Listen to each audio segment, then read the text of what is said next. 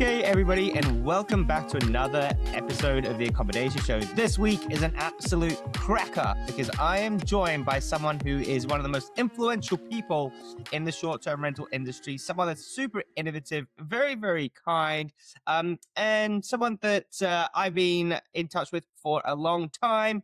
Madison, Rifkin, how are you? I am good, thanks. It's good to be here. It's a real pleasure. We've been connected for, I think, around about 4 years, talking about all things short-term rentals. That you were working in a company called Mount, that you founded when you were quite young, and you built that up. And what's cool is now you've done a little bit of a switch. You're working at a different company. You guys kind of got merged, acquired, absorbed. I don't know what the correct words are, but you're onto a new phase of your life and your career. And that's good for everybody listening because today we're going to be talking about influencers and how you can leverage influencers in your short-term rental business. But also, Maddie, I'm going to throw a curveball for you.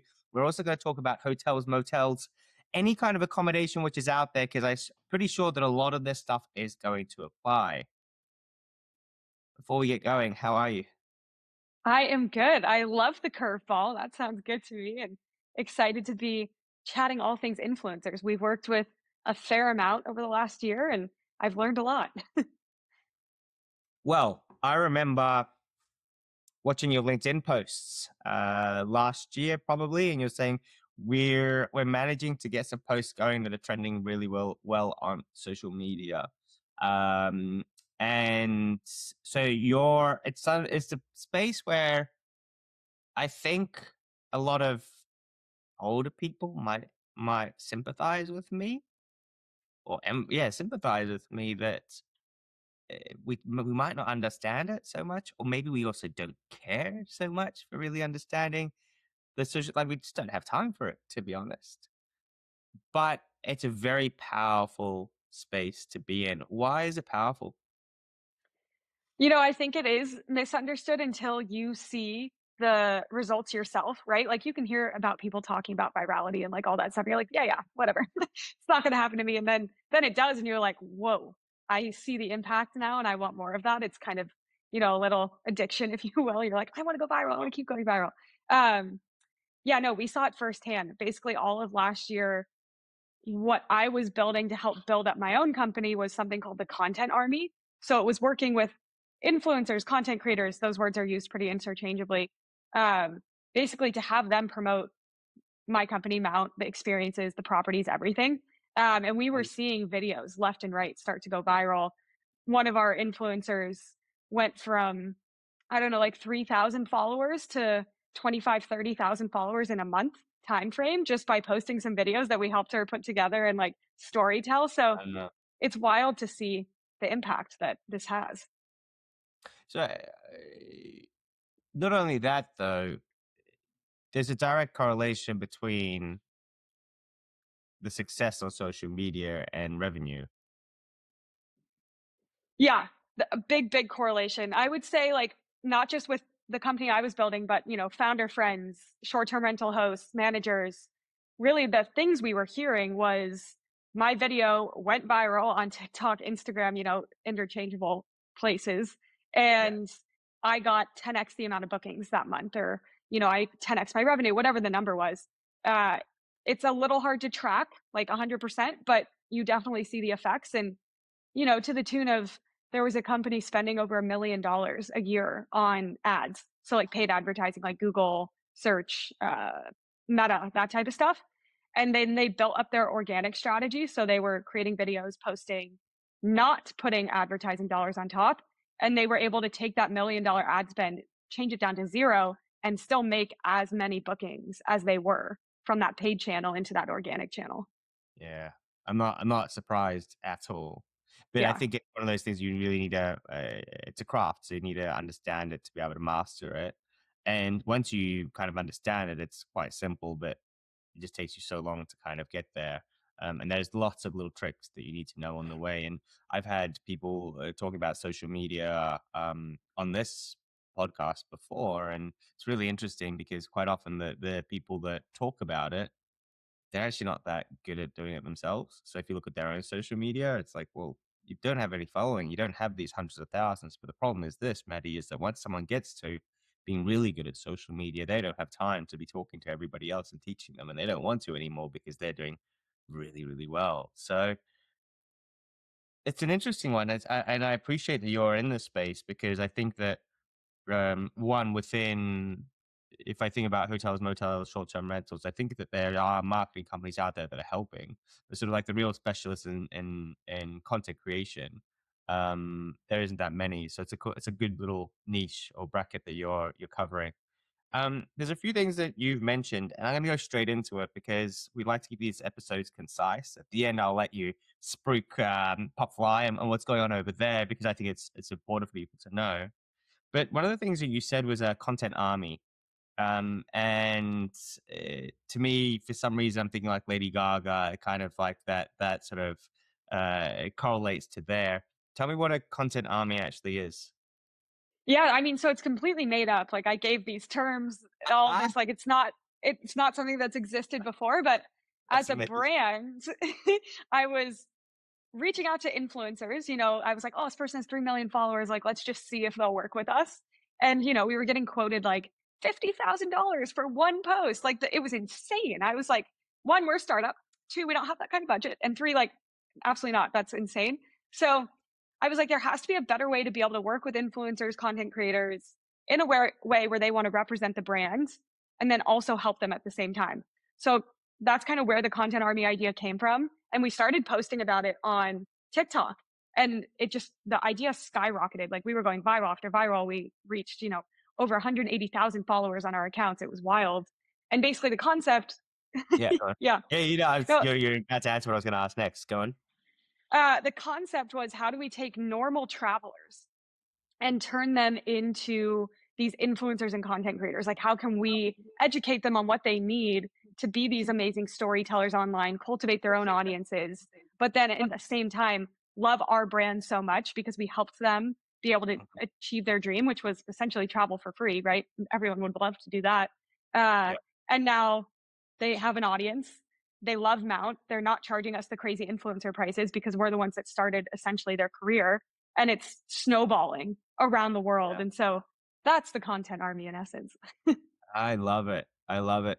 But if you think about, I mean, so you were out there trying to get an army of people together to then go and promote your brand, and you did it by appealing to their needs, right? And going, hey, you want to travel, you want to do whatever. So you identified your target market and was able to talk to them in their language that they would understand and provide value to them. When I think about hotel business or a short-term rental business that's trying to pull together their army, um, I'm not sure whether they have the time to sit there and create, to do it in the way that you did it, where you create it's kind of like a secondary account, right? Or it's a secondary. It's almost like an employment platform, which is kind of where Popfly fits in. Which I don't want to go too much into that, but that that creating of the army, that's what I want to talk about. I want you to sort of really refine it down. Like we're trying to have a whole bunch of influencers on our books that we can talk to help create content for our brand. That's effectively what we're doing, right?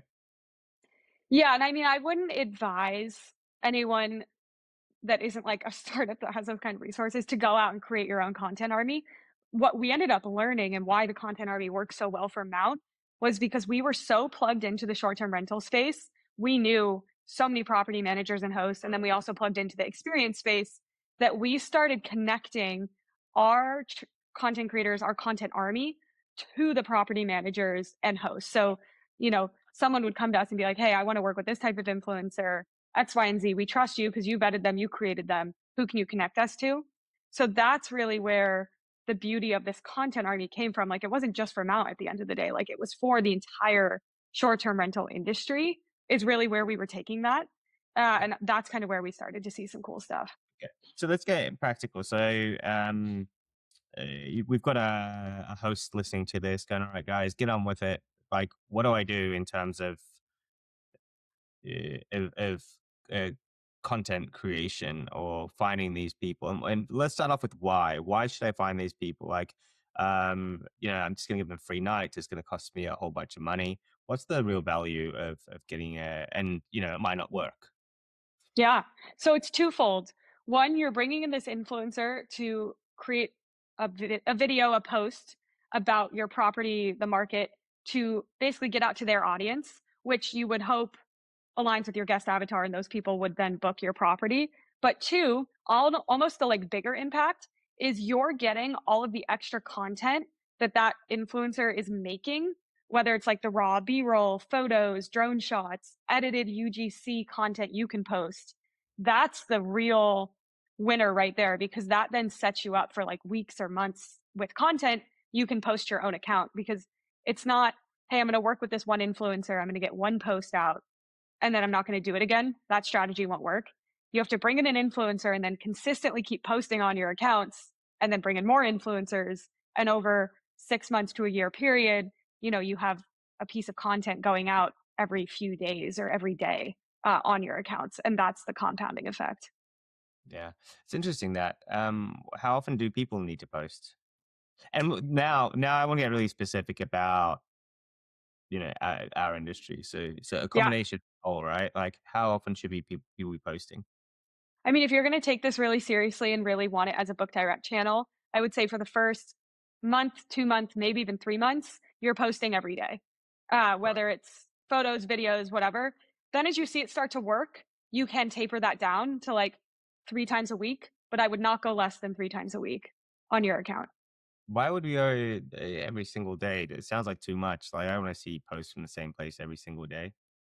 So that's the really interesting thing about Instagram and TikTok now.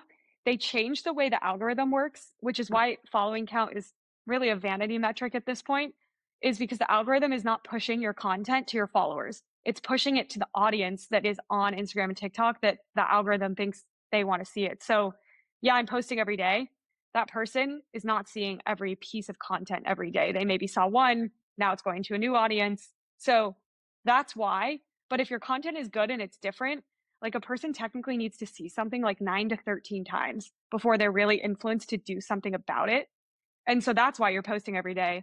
And then last thing I'll say on that, the algorithm in Instagram and TikTok, they reward creators, and technically now you're a creator, for posting every day. Like they want content on their platform. So your content's going to do better the more consistent you are with posting. Yeah, interesting. So, wow, you've I've got a fair few things. One of them being that the algorithm has changed in the way that it works, and I guess that's always Nirvana trying to figure out how it does work. But I think it's actually Yeah. not rocket science as well. It's pretty obvious that they're trying to draw people in for maximum viewership, and also try to create provide content to the viewers that's relevant to them and they're going to enjoy. So, if you can figure tick those two boxes, you're away. Um, Really interesting that the algorithm has changed, though, right? And considering what you just said, that the followers are just a vanity metric. And when we're hiring an influencer, why do we care? Like, who cares if they've got 10,000 or 100,000 followers or a million? If really the algorithm doesn't work that way anymore. So it doesn't work that way instantly. So and you might have actually noticed this because it's happening now on LinkedIn too, where you have all these people you follow. You might not see the content they post instantly. You'll see it a week later, 2 weeks Oh, later. yeah. That's how it's happening. So the instant hit is from non-followers. And then the secondary hit, like a week, 2 weeks, is the followers that are on their account. And that's why you want to look at like engagement rate, uh, how many people are commenting, liking, sharing, all of that stuff, because it'll show you how active that following is. That's why I call it a vanity metric, because someone could have a million followers, but the engagement rate could be like 0.5%, which means it's not an active following. It might not even be a real following. But, like one of our creators, for example, she, with that like 30,000 followers, her engagement rate at one point was like 48%, which is very unheard of. Typically, it's between like 2, Mm, 5%, 10%. yeah. So, like, her following was so active to the point like she would do something and everyone on her account would want to follow and do that. So, Right. it just depends. Yeah, yeah. Fascinating. Okay, so before we so all right, so we're understanding that we're getting the influencers for different reasons, right? That it's not necessarily just for content or just to get a booking. Um, I think that that's very underestimated is the creative resource of a great influencer. If someone coming in and looking at your property with a fresh set of eyes, if you get five different photographers coming in to take pictures of your property, you're gonna get five different sets of photos and they're all going to look and feel different. And people's interpretation, there's a lot of artistry that goes into taking photos, but the same with influencers. When they're going and making content, it's all different. So one of the key things you need to leverage within your agreements with the influencers is access to the footage and access to the photos. And you need to ask for the rights to be able to use them within whatever platforms you want to be posting it on. I know there's quite a lot of protections for artists now, so when they go, you can't just own everything. Um, but you can ask for permissions, right? So say, hey, this is what we're going to be doing with this stuff, and you can cover yourself there. Um, and what you really want to be looking at is having, like where you talk about the creator army, you want a content army or a library of content which you can then use. And you can go back to that content after a year or two if you've put it together properly. Now, the bigger question here, Maddie, is beyond just influencers, everyone needs to ask themselves, what are you doing to create content right now? And most of the time, it's like, well, maybe I'm using ChatGPT. Maybe I'm using some of my own ideas. I've been in the business for 5 years. I don't really know, what's coming up, east to that sort of stuff. I would challenge most people to say, what are you doing with your content ideas? And I would say probably 95% of people that I can think of off the top of my head don't really have any strategy whatsoever. What do you think? Yeah, no, I would agree with that. We've seen that like time and time again where it's, people assume they can't even use social media because their property isn't one of those crazy viral, uh, you know, ho tree houses. I have no idea. You know, the crazy stuff you see on Instagram. Yeah, But yeah, yeah. I'm always like, you can be on Instagram, on TikTok, even with like a very normal property because essentially people aren't coming to your property for the experience of sleeping in your bed, right? They're coming because maybe it's next to something very famous that they want to go see, or there's like very good rafting or some sort of experience. Maybe it's the food. I have no idea. But this blanket top level strategy I give to a lot of hosts is how do you become the market expert for everything there is to do, eat, see in your area?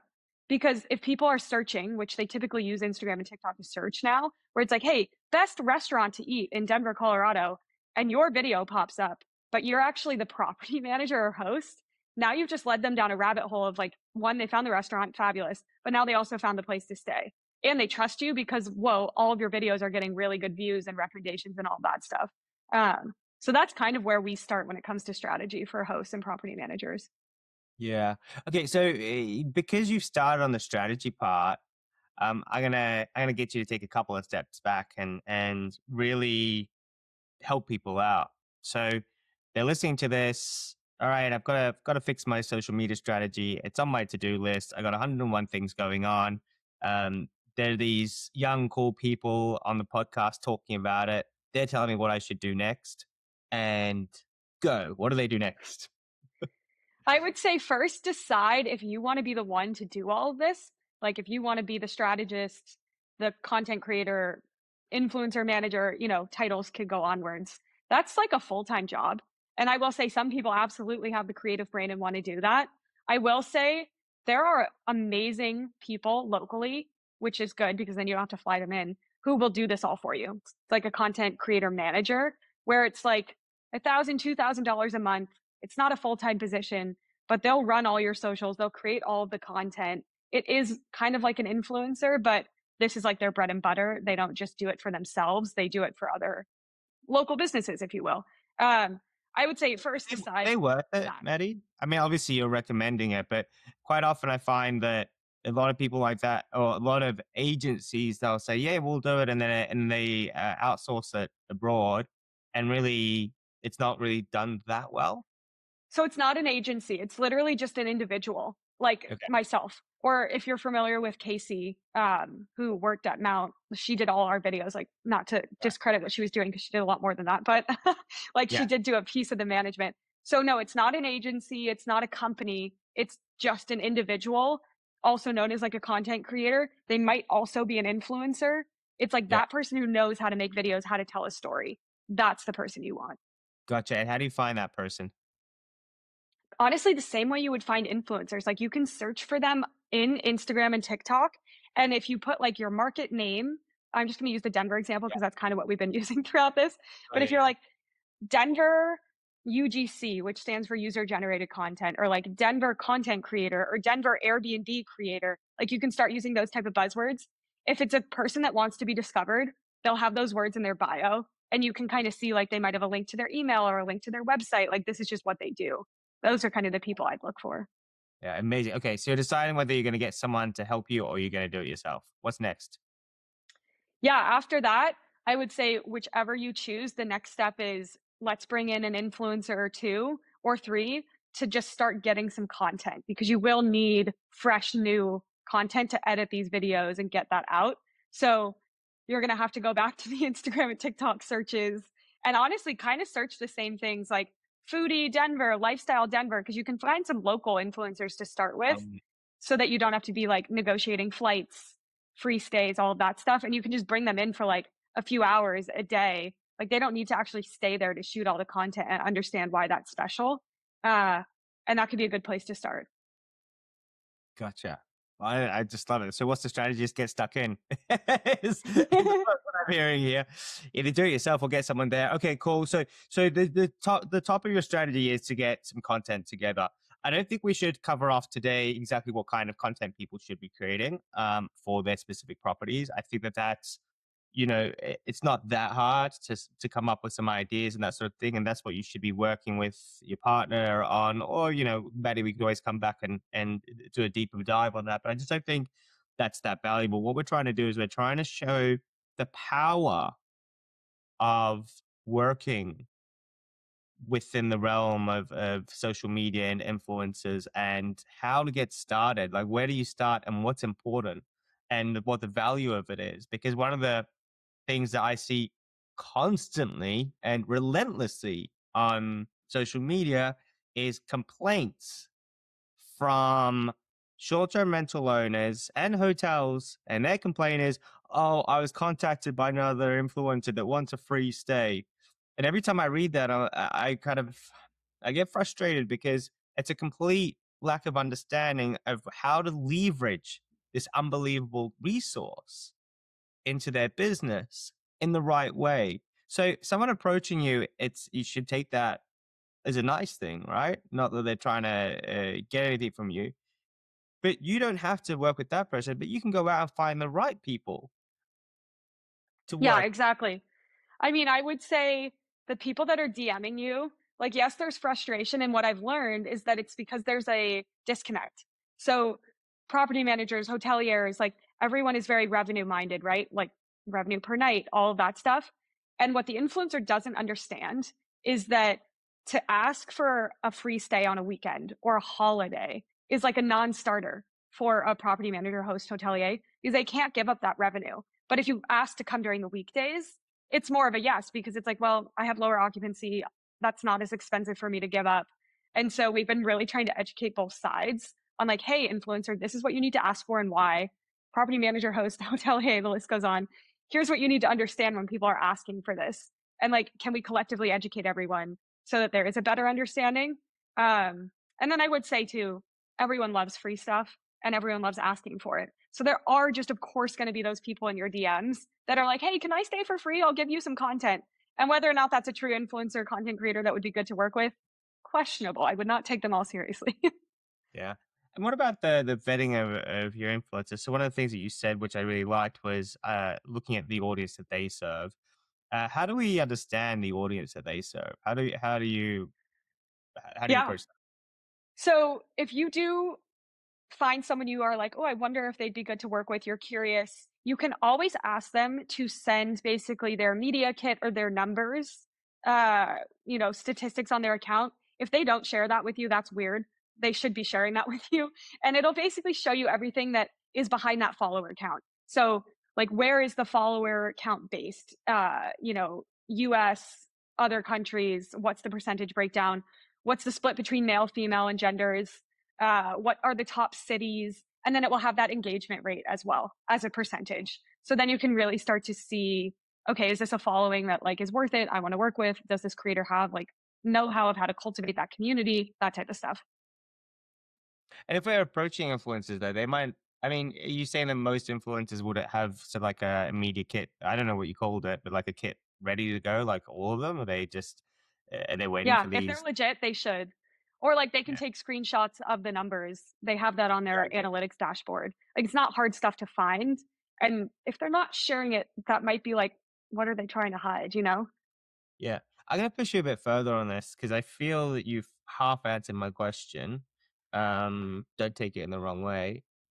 We've said that, so you're going to get some statistics from the back end of Instagram, but that doesn't mean that that aligns with your audience. You know, just because they've got however many demographic data, right? It doesn't mean necessarily that it's your audience as well. Is there anything more we can do to really understand whether they are the right fit? Yeah, so the other thing I would do is go look at their content they're posting themselves and just try and figure out like, okay, what is their storytelling style? Is it like day in the life, voiceover? Is it just like those little videos you see with text over them? Like, really, what are they trying to convey? And then also, you can kind of see like what style of content are they posting? Is it like ski content? Is it travel content? Is it even more niche where it's like backpacking? Are they living in their bus or their van? You want to make sure that their hobbies, what they talk about, what brands they represent are all in line with your guest avatar. Because if it's, here's a good example. If it's a mom posting with her family and your property is a one bed or a bachelorette style property, those are very misaligned. Like that family is not going to come stay Mm. there. You're going to be talking about Yeah. Oh yeah. your bachelorette stay to the wrong audience. So that's the other thing you can look at for sure. Yeah, yeah. I love it. Look, Maddie, we're running very quick out of time here, and I think we've covered so many different ideas and concepts, which is great. I think it's a good foundation for people to come back to this. And what I would love from you, if you've got some time, is to find or provide, or even you can do it now. I'd love to get two or three brands that are small, right? That might have anywhere between 10 and 100 properties, 150, maybe 200, that you think are doing the Instagram really well in the short-term rental space. Do you have that list? Oh, I can see I do. the screen getting lighting up. Hit me with it. Yes, so I would say one to look at is Red Rock Vacation Rentals. They have been doing this, like, don't directly quote me on this, but I wanna say for at least 3 years, so they really know what they're doing. And you'll see the different style of content, they work with influencers, they do it all. I would say that's, like, a really good one to look at, both their TikTok and Instagram. And then also look at Abode Luxury Rentals. They do a phenomenal job of a mix of, like, their own content, influencer style content, um, and they know what their brand voice is, so it's very luxury style content. That's like the clientele they're capturing. I'd say they do a really good job. And then the last one that's newer but really working at it is Cassiola vacation rentals as well. Yeah, yeah. I'm a big fan of Dennis from Cassiola. They're just awesome. Just great to hang out with and that sort of thing. Yeah, interesting. So those are three great ones for people to have a look at. We're gonna finish up with one important question. What's more important, TikTok or Instagram for the accommodation space? If you had asked me a few months ago, I would have said TikTok, but right now the answer is for me Instagram. And I don't know, there was a sale recently with TikTok, like the algorithm's all weird right now. It's just not performing like it should. So I would say if you're going to put your time into something, Instagram is the way to go.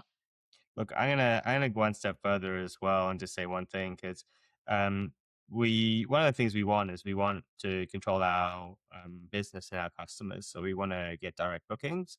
not even for direct booking's sake, to save commission and that sort of thing, which is kind of a given, right? We always want to command a good margin, but we need to own our customers. So that's why we want the direct bookings. So then we can communicate with them, we can create better experiences, we can streamline the experiences, and we've got a better business. I feel the website side of stuff is a massive risk over the next few years with the advent of AI. And I think that a lot of these platforms are going to start to let you book kind of directly. So you'll be kind of like on Instagram or you'll be on these platforms and you're just going to go through to that kind of, book now. And it might not push through all the way to that book direct website. What I'm trying to get at is having and a big with AI and the way that people find stuff, things are changing as well. So having a really strong social presence, be it on Instagram, TikTok, but also on Reddit and across all different platforms, is more important than ever. And I think that that's something that people need to lean on heavily to make sure that they stay ahead of the pack. Um, do you have any final 35-second tips for people? I would just say get started, right? Like, don't be afraid. The time is now. The sooner you get started, the sooner you're going to see results, right? So, take some of the actionable steps. Figure out if you want to do it yourself or if you want help.